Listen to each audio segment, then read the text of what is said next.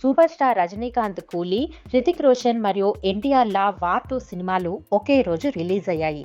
ఇప్పుడు ఈ 2 సినిమాల్లో ఏ సినిమా బాక్సాఫీస్ దగ్గర సక్సెస్ అయింది, ఏ సినిమాలో ఏ ప్లస్ పాయింట్స్ ఉన్నాయి, ఏ మైనస్ పాయింట్స్ ఉన్నాయి అనేది ఇప్పుడు ఈ వీడియోలో ఒకసారి చూద్దాం.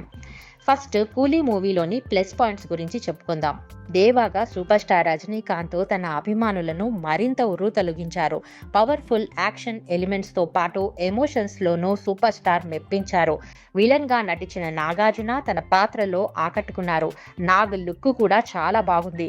ఇక మైనస్ పాయింట్స్ గురించి చెప్పాలంటే దేవా పాత్రను, ఆ పాత్ర తాలూకు గ్రాఫ్ను బాగా డిజైన్ చేసుకున్న దర్శకుడు లోకేష్ కనగరాజ్ అదే స్థాయిలో ట్రీట్మెంట్ను మాత్రం రాసుకోలేదు.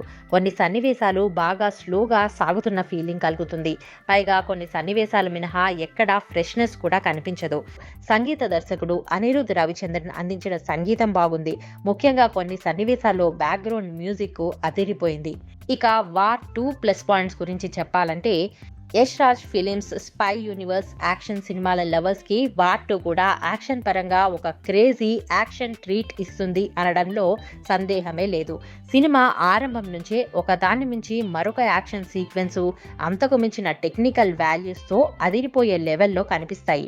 వీటితో పాటు అక్కడక్కడ మంచి ఎమోషనల్ సీన్లు కూడా బాగా వర్కౌట్ అయ్యాయి. ఇక నటీనటుల విషయానికి వస్తే అందరి కళ్ళు ఇద్దరు హీరోస్ మీదే ఉన్నాయి.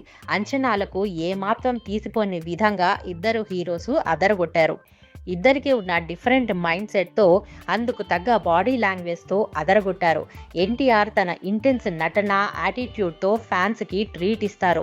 జై లవకుశలోని రావణ్ లాంటి షేడ్స్, టెంపర్లో దయా లాంటి లుక్స్ కలిపితే ఎలాంటి సాలిడ్ రోల్ వస్తుందో అలాంటి పెర్ఫార్మెన్స్ని తను చేశాడు.